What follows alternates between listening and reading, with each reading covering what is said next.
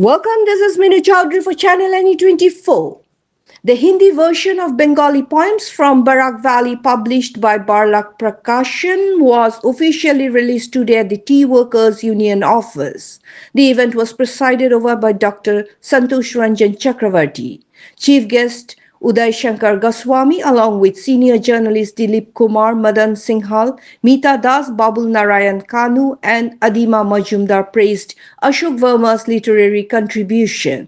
The book, translated by Verma, features poems from 156 Bengali language poets. Another Bengali book written by Apresh Bhaumik was also released in its Hindi translation at the event. An unanimous proposal was passed during the function to confer a special honor on Ashok Verma. For more news and updates, subscribe our channel NE24, YouTube, and support us by following the Facebook page.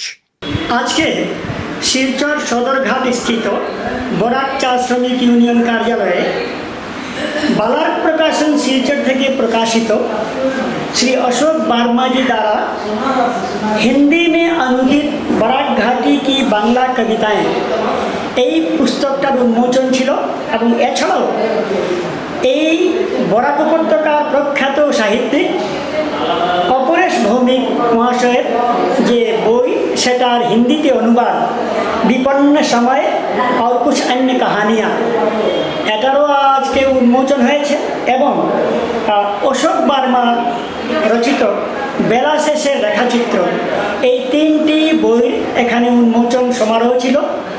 এই উন্মোচন সমারোহের পৌরোহিত্য করেছেন প্রখ্যাত সাহিত্যিক এখন বুদ্ধিজীবী আমাদের doctor সন্তোষ রঞ্জন চক্রবর্তী মহাশয় এবং এই অনুষ্ঠানে মুখ্য অতিথি ছিলেন আসাম হিন্দি সাহিত্য সমিতি শিলচরের সভাপতি উদয় শঙ্কর গোস্বামী এবং মঞ্চে অতিথিগণ ছিলেন মদন সিংহলজি,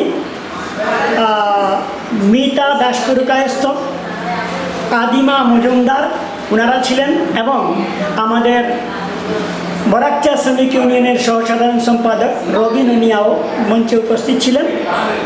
আজকে আমরা সবাইকে নিয়ে এই তিনটি বইয়ের উন্মোচন করা হয়। ধন্যবাদ।